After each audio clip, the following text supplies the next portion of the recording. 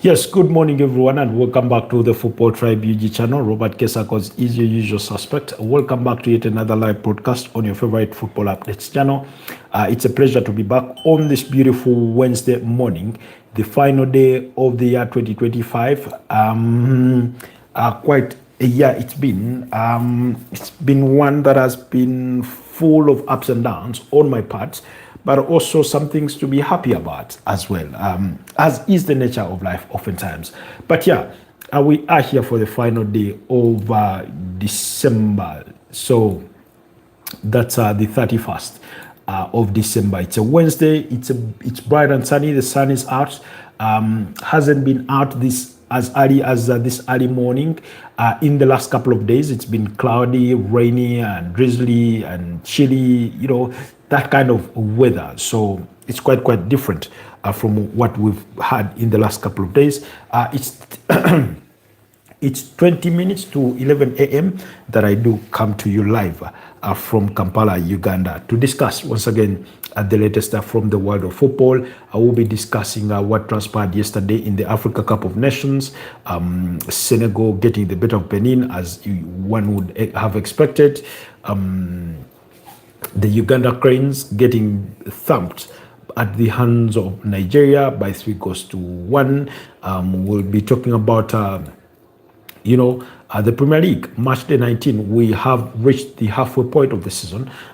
Some teams are yet to play, and they are set to play tomorrow. That's on New Year's. But yeah, we are there, and we'll be talking about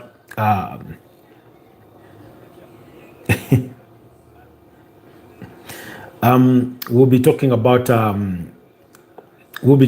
how incredible I thought Arsenal were on the night as they humbled Aston Villa. They literally put them to their place to set up the perfect revengeful victory for their 2-1 defeat at Villa Park from about 24 days earlier on. So very incredible performance there in as far as things are concerned. But my hope is that you're all right. And I'll say to you, Happy New Year. I do not know whether tomorrow we'll be able to do morning broadcasts. But in case we are unable, you'll be the first to know. I think I'll give final communication on that in our late night, in our evening broadcast / night broadcast. So do not miss out on that. We will be communicating to you on whether we think we'll be availing ourselves for New Year's. So yeah, anyway, where do we get it all started? I think there's only one place to start, even though we tackled on it yesterday, and that was in the Africa Cup of Nations. Uganda was sent packing following a 3-1 defeat at the hands of Nigeria. Uganda finishing that game by having been reduced down to 10 men, with Salim Jamal Magola, the goalkeeper, who had replaced Dennis Masinde Onyango at halftime, being sent off for handling the ball from outside of the area to deny a goal-scoring opportunity for Victor Osimhen, which I thought was very amateurish. It was very unprofessional for a player of his caliber.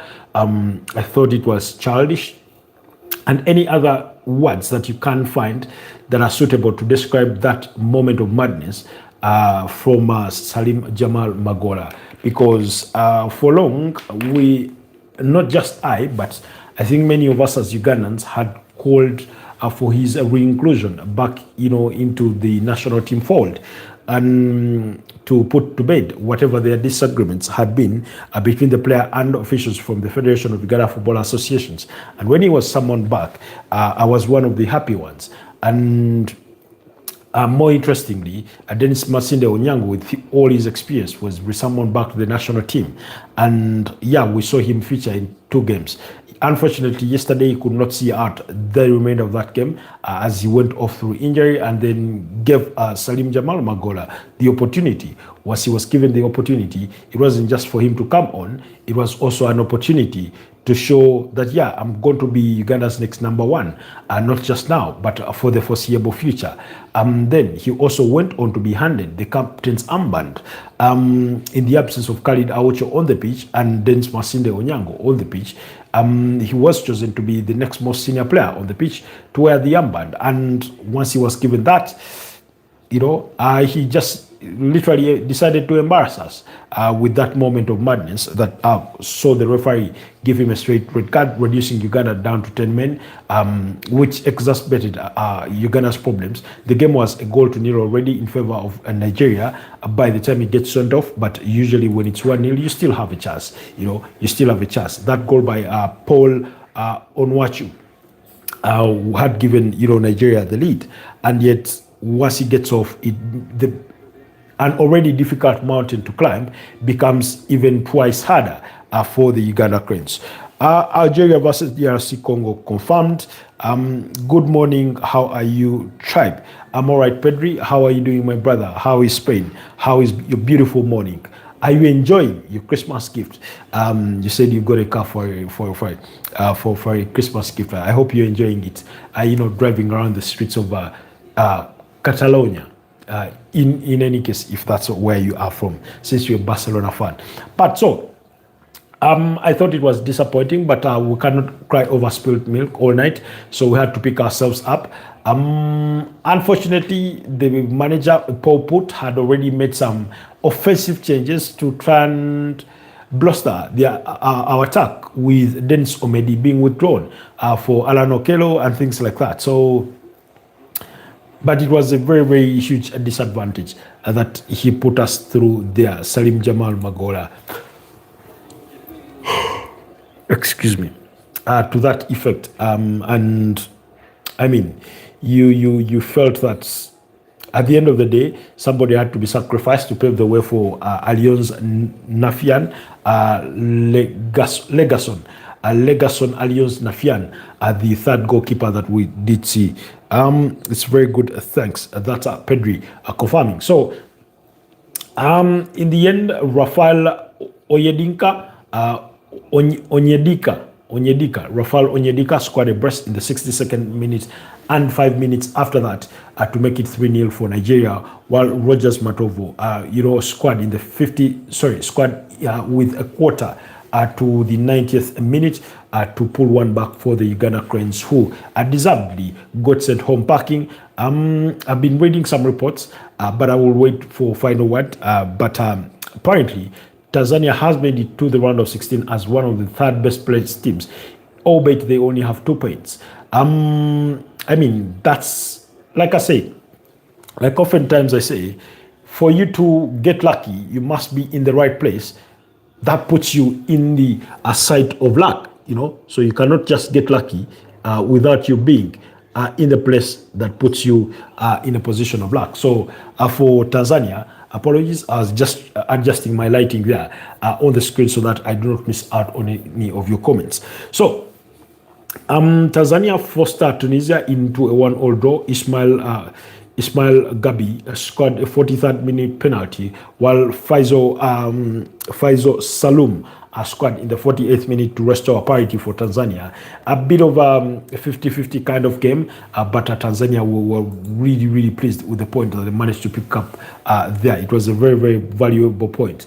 And with that, they could advance as one of the third best placed teams. They have similar statistics, I think, with Angola as the other team that is finished third in their group. Then in the other fixtures, of course, Senegal, like I said, beat up against Benin by 3-0, despite Senegal being reduced down to 10 men by the 71st minute with the straight red card sending off of Kalidou Koulibaly. But Abdoulaye Sheikh and Habib Diallo, as well as Cherif Ndiaye, in the 38th minute, 62nd minute, and 97th minute, respectively, were the goal scorers there for the 2021 AFCON champions.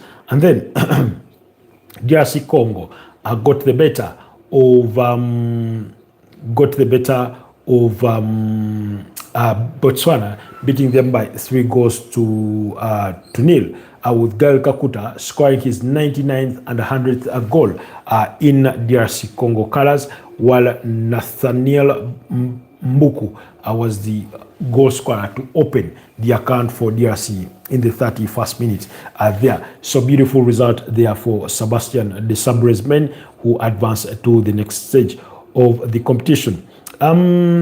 Algeria will be taking on Equatorial Guinea today at 7 p.m. While Sudan and Burkina Faso will equally be in action as we wrap up the group stages. This is the final day of match day 3. So do not miss out on that action between Equatorial Guinea and Algeria, a game that I would want to assume Algeria will be still fighting to win, while Burkina Faso and Sudan have it all to do, since I think both teams have 3 points, but a draw could suffice or could serve both teams well. Ivory Coast will be up against Gabon, while Mozambique will take on Cameroon there. For the round of 16, here are the fixtures that have already been confirmed so far. Yes, Tanzania have already advanced. Like I said, Tunisia will be up against Mali. Morocco will take on Tanzania. Egypt will be up against Benin. Algeria will take on DRC Congo, while as we wait for the others to be confirmed. So that's the confirmation that we do have. And thank you so much, Pedri, for highlighting that earlier on in this broadcast. So, so for the teams that have already directly qualified for the round of 16, here's that list. Totti Policy says Galatasaray. I would want to assume he's a Galatasaray fan. It's good to have you join us. I'd want to assume that you're from over there in Turkey. There. Then N16 says Arsenal. Yes, Arsenal indeed. We'll be discussing that one in a bit. But yeah, for the teams that have already been confirmed to have advanced to the round of 16 as far as the Africa Cup of Nations is concerned, is Senegal, Mali, Tunisia, Morocco, Tanzania, South Africa, Egypt, Benin, Algeria, DRC Congo, and Nigeria. That's 11 teams. That means we still have 5 teams yet to be determined, and those teams should be... 5 teams are yet to be determined, and we should know those by the end of the day. Pedro says Barcelona, Barca, Visca, El Barca. All love for Barcelona there. Thank you so much, guys, for being wonderful contributors to the conversation. So I will leave AFCON at that. We will get to discuss, I think, the round of 16, possibly tomorrow or on Thursday, because those fixtures do not get played until Saturday. Yes, they will be, sorry, until Saturday. They will be played between Saturday, Sunday, and Monday, as well as Tuesday for the round of 16. So obviously, we'll find time to discuss them, even though I do anticipate I could have a weekend filled with travel. Let's see how things go in the next couple of days for me. But there could be that anticipation. I will be letting you know what will be possible for us to, do. Basa is pronounced as Baka is pronounced as Basa, not Baka. Okay, Pedri. Okay, apologies on that, but please bear in mind that sometimes I'm going to pronounce certain things based on the cultural context within my parent community. And ordinarily in Uganda, we pronounce it as Baka. I understand you pronounce it as Basa. So thank you for that correction in that regard. But for just for context, that's why I pronounced it as Baka. But I know that you do want to pronounce it as Basa. What trouble do you have? I mean, it's garage troubles. It's garage troubles. My traveling tool that I used to, for locomotion to move around is in the garage, and it's been really, really painful. Stomaching that bill, really. So I've had to go through that bit of pain point as we close off the year. And I can only hope that 2026 will be hopefully much, much better than 2025 has been in that regard and among other aspects of life. So, anyways, let's move away from that and quickly go to what did transpire in as far as the Premier League was concerned last night. Where do we start it from? I thought it's a big trouble and catastrophe, like very, very bad. It depends on which way you look at it. I've been stuck home for, 2 days now? Not stuck like I can't move, but it makes movement difficult for me. And guess it explains the part of addiction, or not addiction, but being accustomed to something. It's like the way, there's that juice you said you're accustomed to taking. And imagine you waking up and you don't have access to it. It won't be the end of the world. It won't be the end of life for you. But you'll feel something is missing in your life. That's the little bit of context in which I can paint it for you, Pedri, on that front. But yeah, anyways, because all games were kicking off at almost the same time, we had AFCON games to follow up on. I remember us following up on events from the DRC game as I tried to keep eyes on the Senegalese game, but also the Premier League was getting underway. So we were we had a little too much in terms of options. So we tried to follow as much as possible. But in as far as the Premier League was concerned, I could only really watch 2 games and not for a full 90 minutes. That's the game between Chelsea and Bournemouth, and then the game for Arsenal and Aston Villa. I managed to catch a glimpse of the Manchester United game as well. Those are the games that I kept tabs on in as far as the Premier League was concerned. Really, I kept tabs on the Africa Cup of Nations as well. So our prediction had been a 2-1 victory for Newcastle over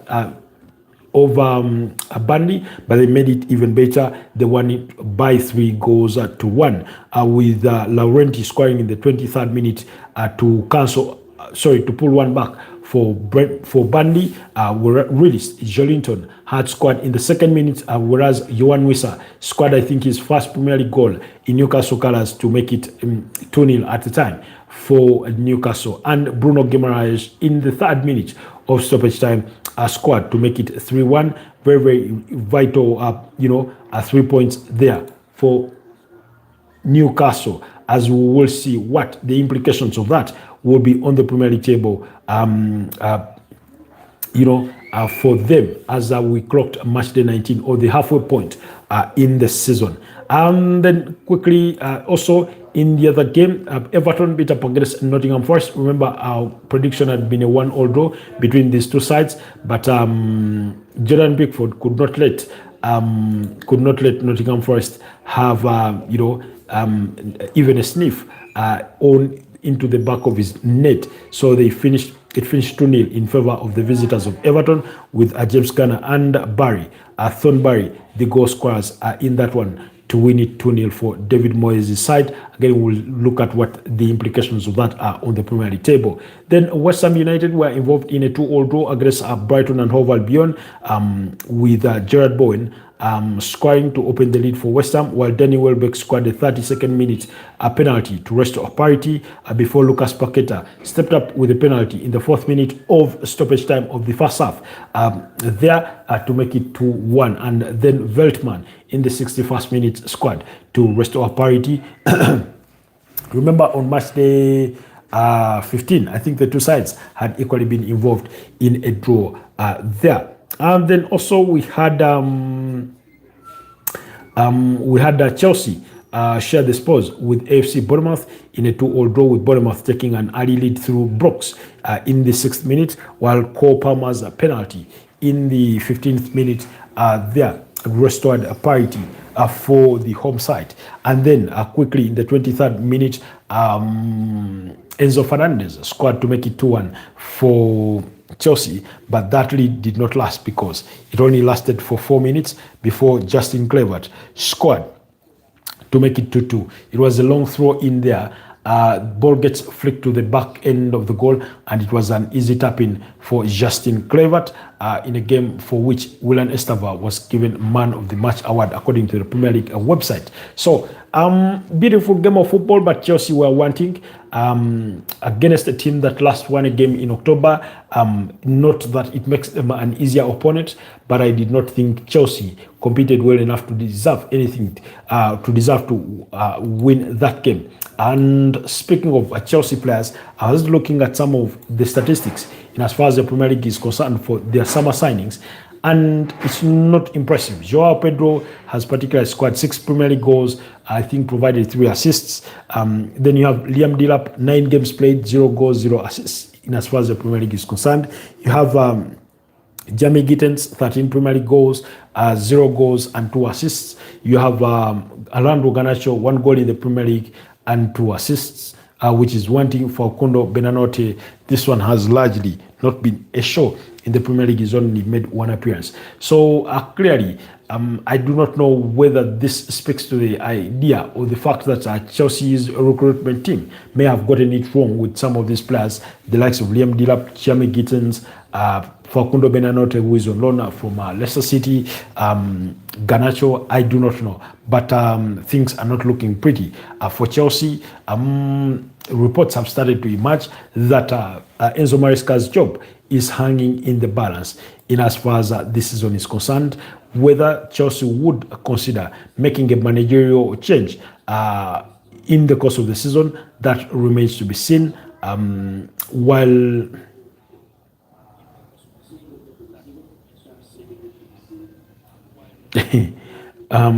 that remains to be seen. That remains to be seen in regards to how Chelsea will go about their business when it comes to that.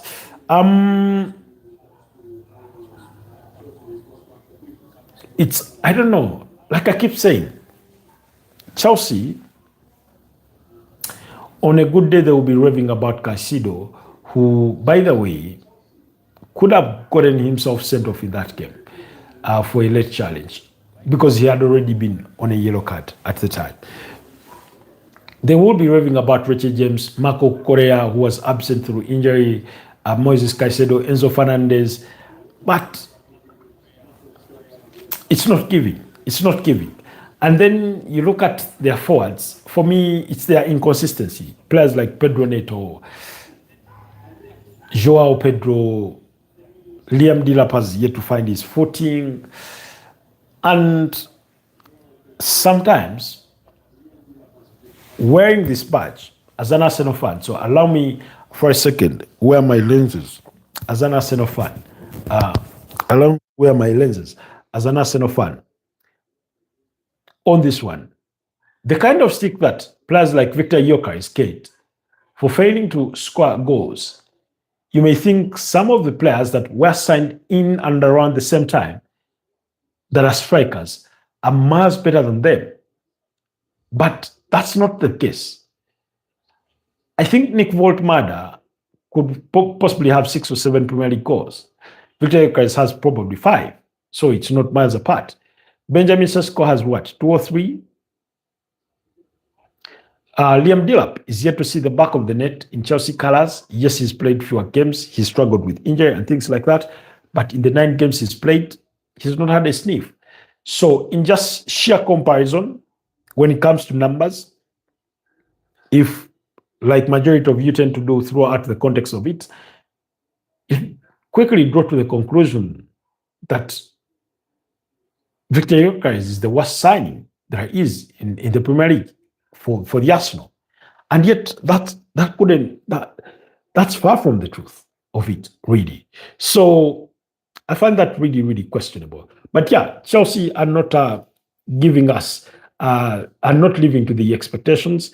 Like I said, rumors are starting to clamor that Chelsea that his job could be hanging in balance. Earlier on, sometime this month, we talked about the responsibilities that Chelsea have in as far as the month of January alone is concerned when it comes to their fixtures. And it's going to be relentless, to say the least, because they have about, what, 9 games to play in just the month of January. Let me see how many they have.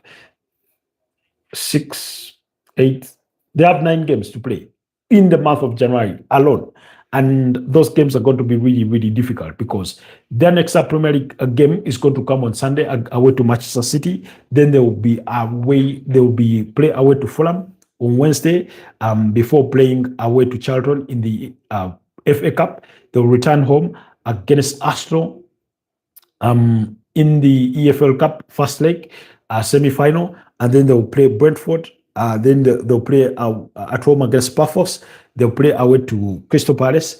They'll play Napoli in the UEFA Champions League, and then wrap things up with West Ham, with the game at home against West Ham in the month of January.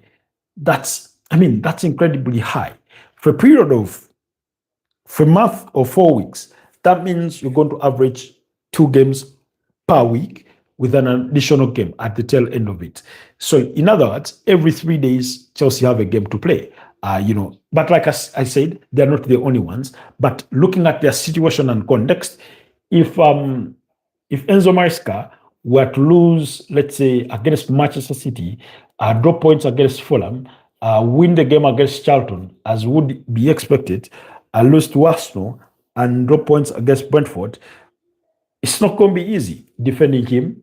Not that he needs our defense, but it may further heighten the pressures or the idea that he ought to be sacked from Chelsea. But we'll have to wait and see. Anyway, but that was that. I thought Chelsea did not compete well. I thought in different moments, Bournemouth were the better team, particularly in the opening, moments of the game. They looked sharper. And overall, they had a better XG. That's Bournemouth, a total of 17 shots on goal, as did Chelsea. Chelsea had 3, with Bournemouth having 6. So that tells you, or paints for you, the kind of picture that I'm trying to allude to, even though overall Chelsea dominated possession to the tune of 67%.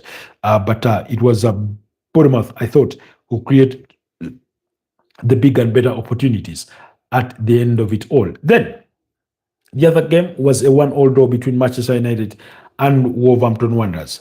I do not know why Manchester United would choose to disappoint us against a team that until yesterday had only registered 2 points in the Premier League in the entirety of this season, and United decided to gift them at their 3rd point. Just a couple of weeks ago, United fans and a certain section of the football fraternity were giving Arsenal stick for failing to score a single goal, really the one against Wolves, 2 own goals being the ultimate decider for Arsenal to gather 3 points against Wolverhampton Wanderers.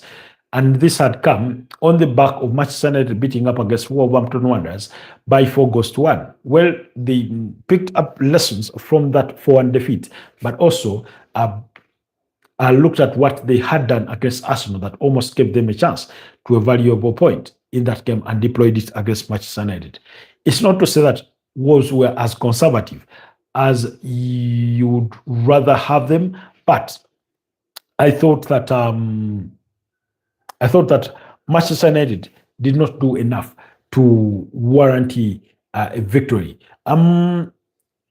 In any case, Wolves had the better XG at 1.16 compared to Manchester United's 0.84. 15 shots on goal for Man United with 6 on target, whereas Wolves had 11 and 4 shots on target.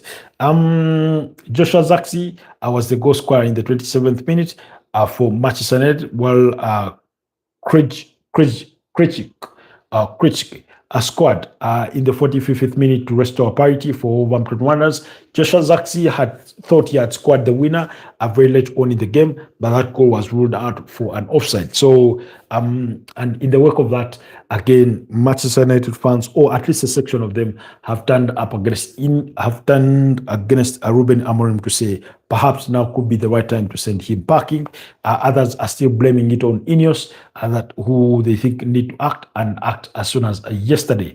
We're speaking prior to the kickoff of that game, and we're saying that Manchester United had retreated to a back four. I do not know whether that is temporary to the extent of the absence of Nusa Mazorui, Amadou Diallo, and Brian Mbomo, who are away for the Africa Cup of Nations, not to mention Bruno Fernandes's injury. I do not know whether that's temporary, that they are playing with the back four, or it's going to become the switch that they rely on going forward. I'm one of those who have always advocated for a 4-3-3 for Manchester United, bearing in mind that you can put Casemiro in that midfield alongside in number 8 of your choosing, as well as Bruno Fernandes, and then you go with Brani Mbomo, Mason Mount, or Amadou Diallo, and of course Benjamin Sesko to lead the lines there with that respect. But we'll have to wait and see how things go in that regard. But I thought it was a very, very disappointing result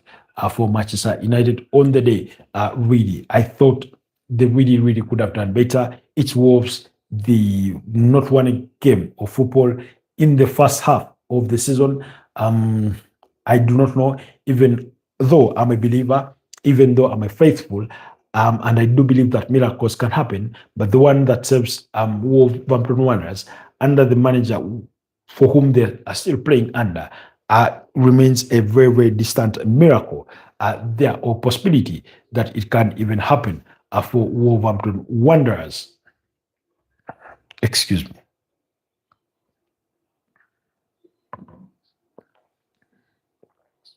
Then quickly, at the biggest stage, in the biggest scene, for the biggest game of the night was between top side team Arsenal and third place Aston Villa.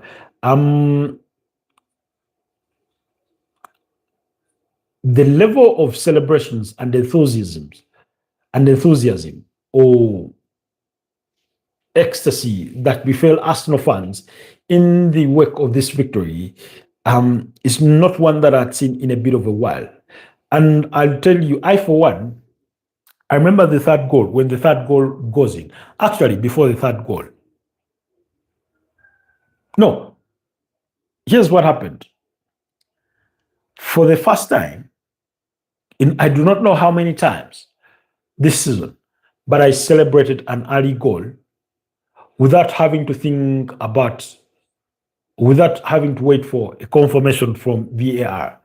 Yesterday, I wore my Arsenal hat and supported the team and cheered the team on and celebrated moments. In the first half, I was a very, very frustrated individual with how slow they moved the ball, with how back often they look back to pass it back either between the defenders, Martin Zubimendi, David Raya. I was concerned in how we built our play with the centre backs spreading wide and Martin Zubimendi fitting in between the two centre backs. I felt it was risky for an opponent like Aston Villa that we are facing. I thought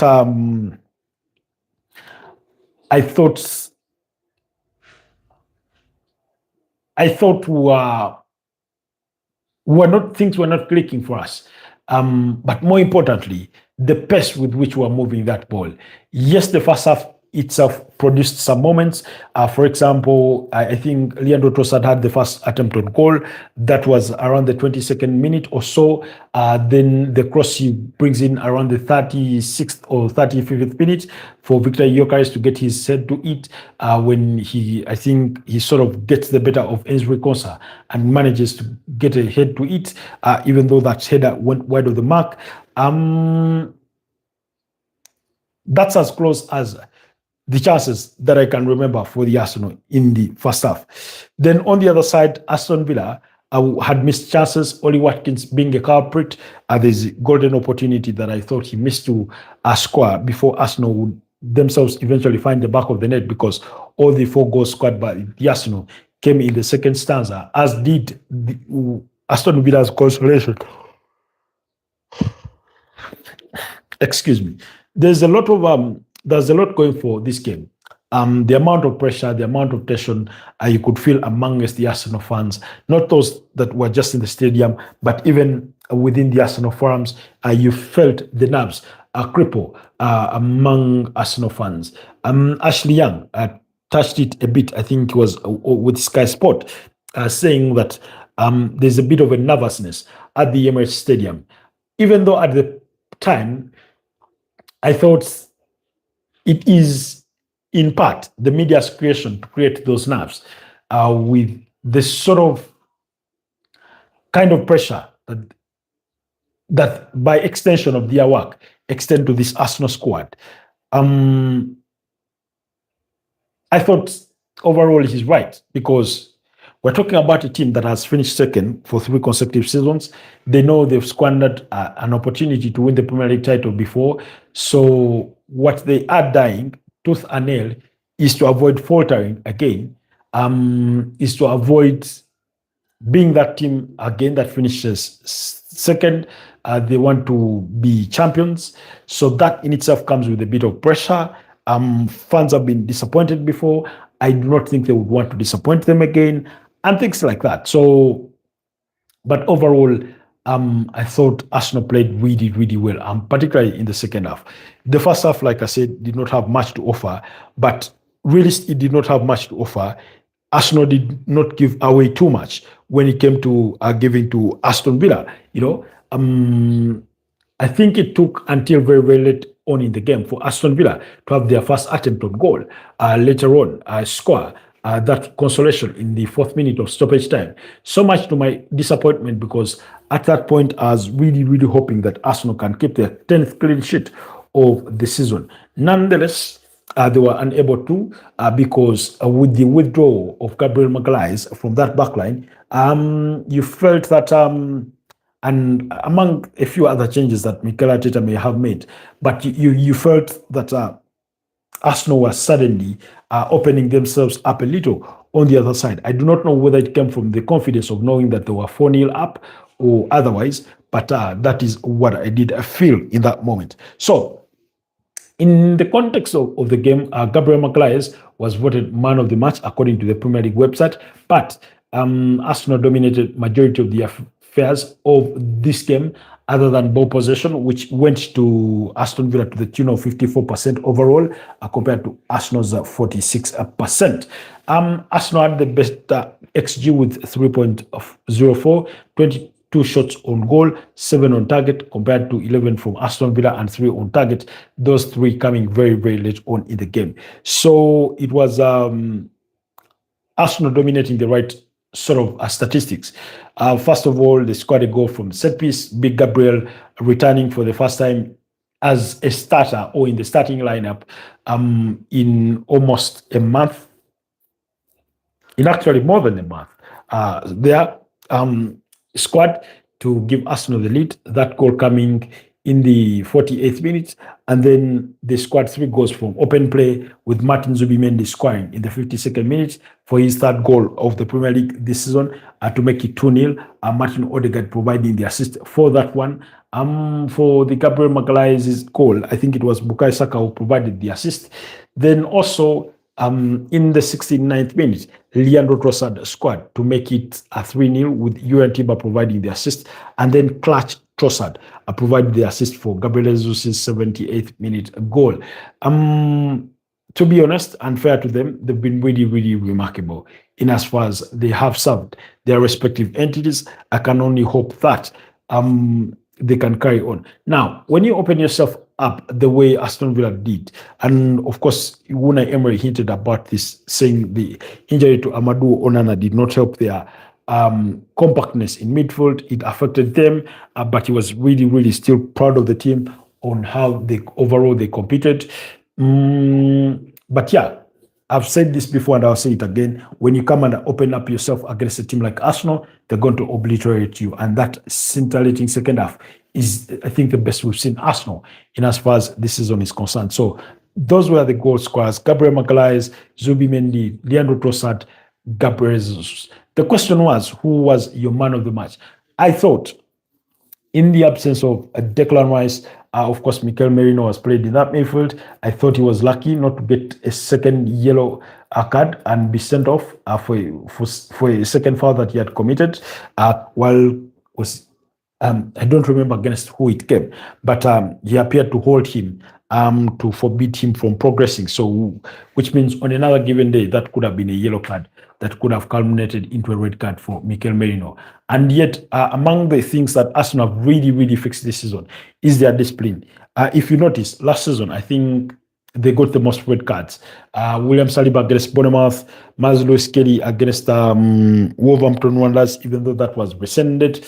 Leandro Trossard against Manchester City, Declan Rice against Brentford, who else? Among a couple of others, because Lewis Kelly got 2 red cards that last season. So Supertube says, hi Supertube, good to have you on the broadcast. So really, when you think of it that way, you do feel that their discipline has really, really improved because this season they are yet to get a red card in as far as things go.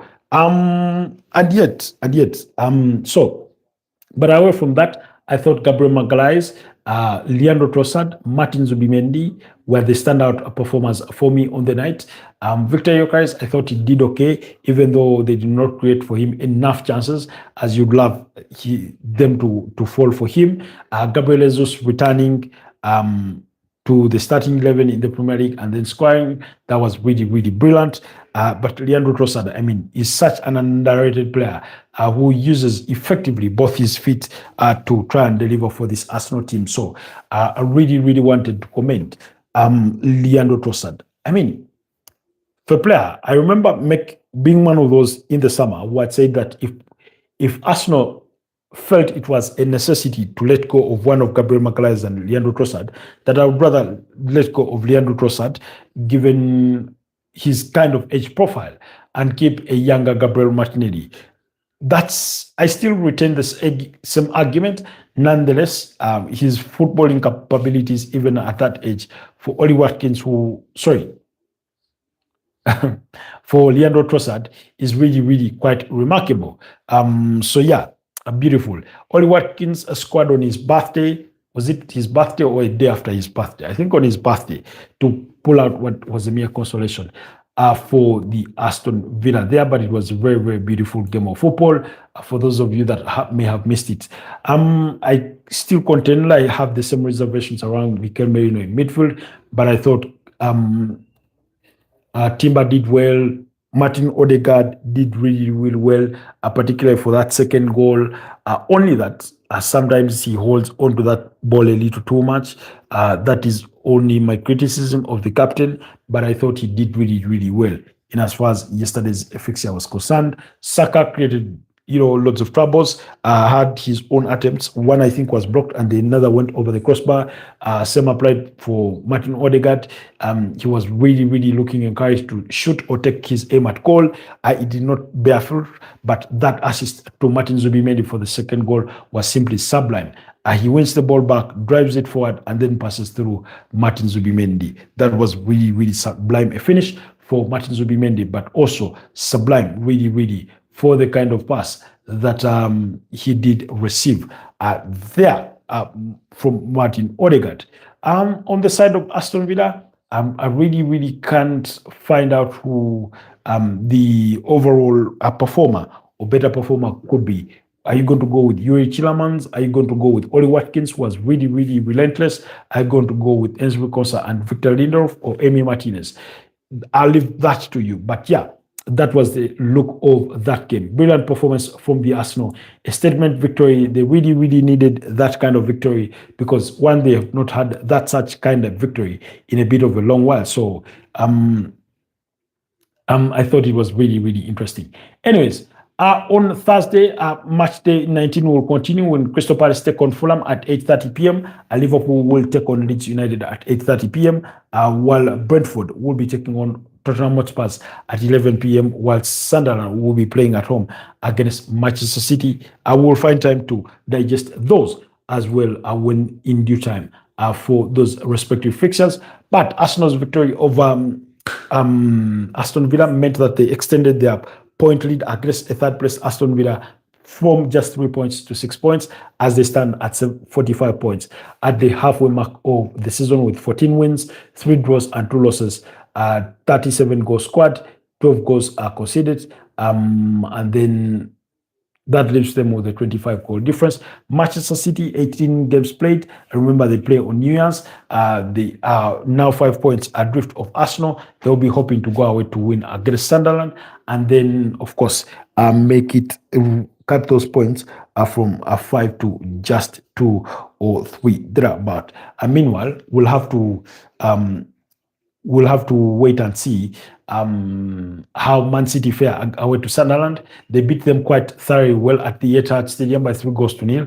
But Sunderland are still unbeaten at home. But it could be Manchester City that breaks down those chains. So, yeah, Aston Villa still remain third despite defeat. Liverpool fourth with 32 points. Chelsea, Manchester United occupy 5th and 6th respectively with 30 points following their draws yesterday. Sunderland occupy 7th. They are in action today with 28 points, as is an 8th placed AFC Bournemouth. As is an 8th placed Everton with 28 points. Brentford occupy 9th place, Newcastle 10th place, and Crystal Palace 11th place, whereas Fulham occupy 12th place. All those 4 teams have 26 points, with Tottenham Hotspurs at 25 points in 13th place, as is the 14th place Brighton and Hove Albion.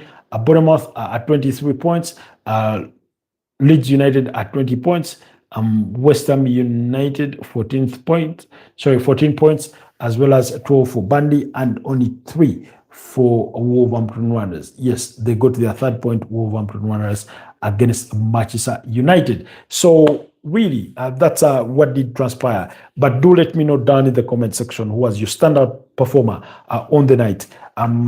Did Arsenal miss Declan Rice? I did not think so. Of course, Aston Villa had so many injuries. They had 2 suspensions for Matty Cash and what's his name?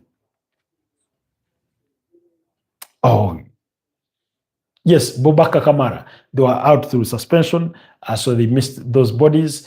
Perhaps we will be discussing a different result, but Arsenal turned up really, really to entertain people and give them the kind of game that they had not watched in many, many recent times.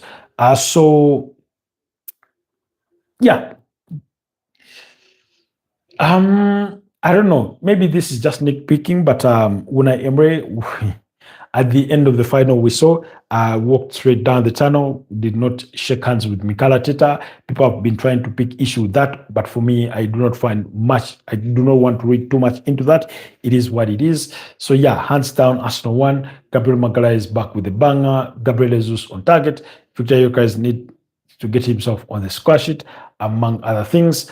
Otherwise, allow me wrap it here, and I wish you a wonderful rest of the day. Thank you so much, SuperTube. Thank you so much, Pedri. Thank you so much, Totti, and every single one of you that has been part of today's broadcast. I'll see you guys next time. Stay blessed, and bye-bye for now.